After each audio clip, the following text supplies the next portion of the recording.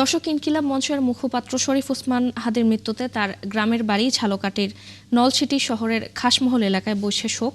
রাতেই তার মৃত্যুর খবর শুনে আত্মীয় স্বজনরা ছুটে আসেন তার বাড়িতে। সেখানকার খবর জানতে আমাদের সাথে এখন যুক্ত হবেন সহকর্মী তরুণ সরকার।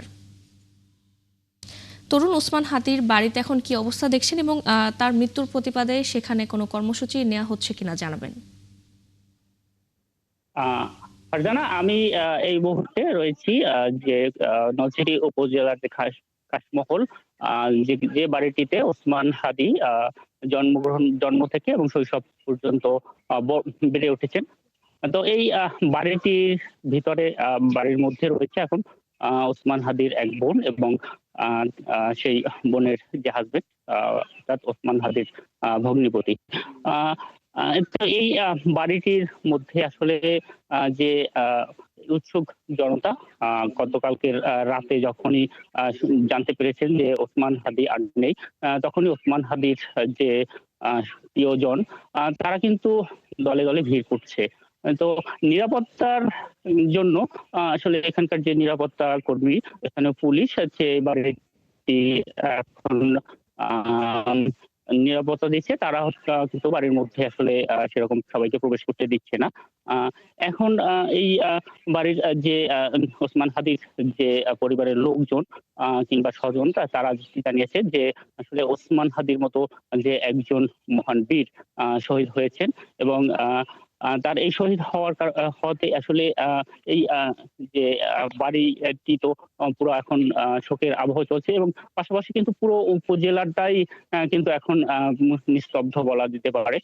যে কারো কোথাও কোনো উল্লাস নেই, সব জায়গায় শোকের ছায়া রয়েছে। আর ওসমান হাদির যে সহপাঠী রয়েছেন কিংবা স্বজন যারাই রয়েছেন, তারাই নানাভাবে ওসমান হাদির যে যে মানবীয় গুণাবলী, সে গুণাবলী গুলোই কিন্তু বলছেন যে উনি আসলে একজন সত্যিকার অর্থেই ভালো মানুষ ছিলেন। তিনি প্রতিবাদী ছিলেন। তিনি সব সময় সত্যের পথে ছিলেন এবং আহ, যারা আসলে দুর্নীতি কিংবা স্বৈরাচার এই সবের বিরুদ্ধে ছিলেন, যে কারণেই এই স্বৈরাচার কিংবা যে ভারতীয় অধিপত্যবাদ তাকে বাঁচতে দেয়নি। তো তাদের দাবি যে তারা মানে যারাই এই হত্যাকাণ্ডের সাথে জড়িত রয়েছেন, তাদেরকে যেন আইনের আওতায় এনে কঠোর শাস্তির দেয়া হয়। আরেকটি বিষয় জানিয়ে রাখি যে এখানকার যে এনসিপির যে নেতৃবৃন্দ রয়েছে, তারা কিন্তু এই গত রাত থেকেই কিন্তু তারা বিভিন্ন কর্মসূচি দিয়ে আসছেন।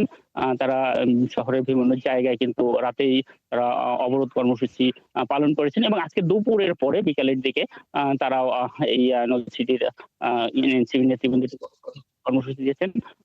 সেটি কিন্তু নলছিটির যে দপদপিয়া জিরো পয়েন্ট, সেই জিরো পয়েন্টে তারা অবরোধ কর্মসূচি করবেন, এমনটি জানিয়েছেন এখানকার নেতৃবৃন্দ।